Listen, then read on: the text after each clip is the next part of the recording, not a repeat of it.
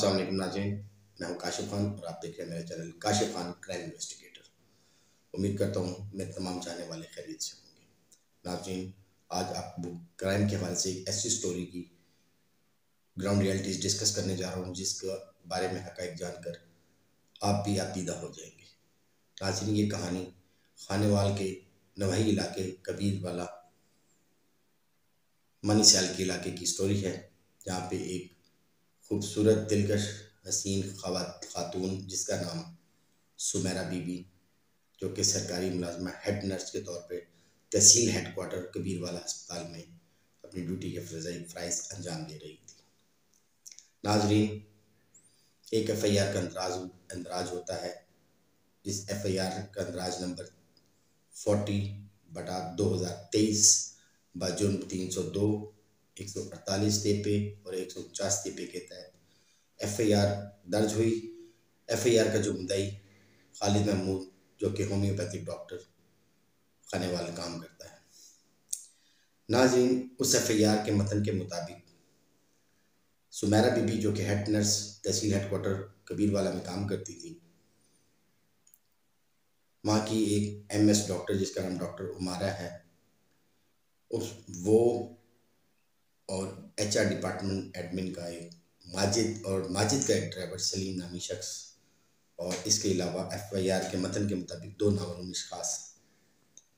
उसकी बीवी मरहुमा मकतूला सुमेरा, जो कि खालिद महमूद होम्योपैथिक डॉक्टर की बीवी थी। खालिद महमूद ने इस FIR में जिक्र करते हुए बताया कि हमारा ने ड्यूटी टाइम रात 8 बजे के बाद हेड नर्स सुमेरा को अपने कमरे में बुलाकर माजिद के साथ, जो कि एडमिन ऑफिसर है अस्पताल में, खानेवाल जाने को कहा किसी सरकारी काम के हवाले से,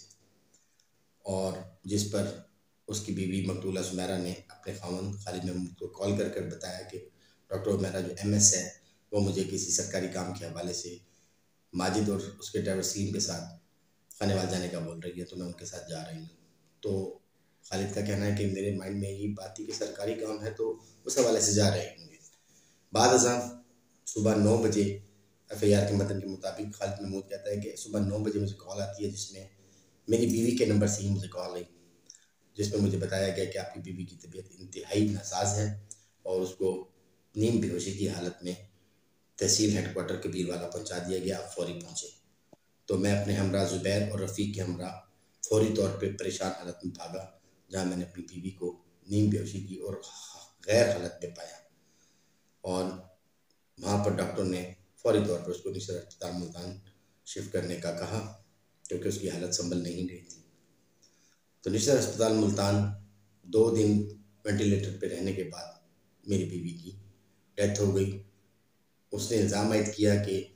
इस FIR के मुताबिक डॉक्टर उमेरा जो MS है तहसील हेडक्वार्टर कबीरवाला अस्पताल की, और एडमिन HR डिपार्टमेंट का माजिद और उसका ड्राइवर सलीम, इन्होंने मिलकर साजिशी तरीके से प्लान करके मेरी बीवी के साथ गैंग रेप किया, और गैंग रेप करने के बाद मेरी बीवी को जहर का टीका लगाकर मार दिया। नाज़रीन, जब ये कहानी और FIR का मतन मेरे सामने आया, तो बतौर क्राइम इन्वेस्टिगेटर मैंने इसको ज़मीनी हक़ाइक़ को जानने के लिए कबीरवाला का रुख भी किया, और मुख्तलिफ अपने सोर्सेज से इस मामलात की छानबीन का आगाज़ किया। नाज़रीन, मेरी इस कहानी के आगाज़ में मुझे हैरानकुन मामलात, वाक़यात जो पसे पर्दा थे, वो सामने है, जो मैं आपके सामने रख रहा हूँ। बाकी फ़ैसला मेरे व्यूअर्स आपके हाथ में है कि हमारे माशरे में क्या हो रहा है। नाज़रीन, मेरी इन्वेस्टिगेशन सबसे पहले स्टार्ट हुई SHO कबीरवाला थाना सिटी के कबीरवाला मोहम्मद नवाज से। जब मैंने मोहम्मद नवाज से इस कहानी के बारे में मुकम्मल जांच पड़ताल की और पूछने की कोशिश की कि हक़ाइक़ क्या हैं, जिस पर उसने मुझसे टाल मटोल से काम लिया। फिर मैंने अस्पताल के कुछ सोर्सेज से जानने की कोशिश की कि माजरा क्या है। कुछ लोगों का कहना था कि माजिद के साथ इस खातून के नाजायज़ ताल्लुकात थे। सुमेरा, जो कि 3 बच्चों की माँ भी थी, और माजिद कई सालों से खातून को शादी का झांसा देकर उसके साथ गलत अपने मामला चला रहा था। तो ये मामला इस हद तक बढ़ चुका था कि खातून ने माजिद को कहा कि मुझसे शादी करें आप, जिसके इनकारी पर यह सारा मामला हुआ है। उसने ख़ुदकुशी की कोशिश की। ये कुछ अस्पताल के जो मामला हैं वो मेरे सामने आए, इस पर मैं हैरान हुआ कि ये तो आई थिंक सो उसी माजिद की ज़बान बोली जा रही है। मैंने मज़ीद इसमें इन्वॉल्वमेंट की तो फिर मुझे इसके मज़ीद हक़ाइक़ मंज़र-ए-आम पर आए, जिसमें जिसमें सर-ए-फ़हरिस्त मैं आपके सामने बयान करने जा रहा हूँ। उसके खालिद महमूद जो उसके ख़ावंद से मुझे हक़ाइक़ पता लगे, उसने बताया कि मेरी बीवी को अपने हमरा जानबूझकर खानेवाल भिजवाया गया। डॉक्टर अम्मारा एमएस को सब मालूम था। जहाँ पर माजिद और सलीम ने दो नामालूम अफराद ने मेरी बीवी के साथ गैंग रेप किया। बाद अज़ां उसको पहचान की गर्ज से कि पहचान दिए जाएंगे, मुकदमा होगा, इस वजह से उसको जहर का टीका दे दिया और नींद बेहोशी की हालत में उसको अस्पताल लाया गया, जहाँ पर वो गैर हालत में थी, बोल कुछ नहीं सकती थी, बयान कुछ नहीं दे सकती थी। उसे निश्चित शिफ्ट करवा दिया अस्पताल मुल्तान में, जहाँ पे वो 1 दिन बाद 2 दिन बाद वो जहाँ भाग हो गई। नाज़रीन, इस स्टोरी में तब मोड़ आया जब मैंने इस बात को जानने की कोशिश की कि पुलिस ने क्यों इब्तदाई, जब ये हॉस्पिटल नीम हालत में आई, इब्तदाई इंफॉर्मेशन रिपोर्ट के लेने के लिए क्यों ना आई, एसएचओ क्यों तफ्तीश के लिए ना आया, क्यों इंतज़ामिया और पुलिस की गफलत की वजह से उसको निश्चित अस्पताल मुंतकिल किया गया, और पुलिस ने क्यों उसके खामन की दरख्वास्त के बावजूद एफआईआर का इंदराज ना किया। नाज़रीन, ये बात मेरे लिए वैसे तफ्तीश थी, जिसके बाद हैरानकुन तौर पे पुलिस ने फौरी उसके ड्राइवर सलीम को गिरफ्तार किया मौके पर, जिस गाड़ी में उस खातून को नींद बेहोशी की हालत में अस्पताल लाया गया था। मतलब कि माजिद का जो ड्राइवर सलीम था, माजिद की गाड़ी में उस औरत को लाया गया।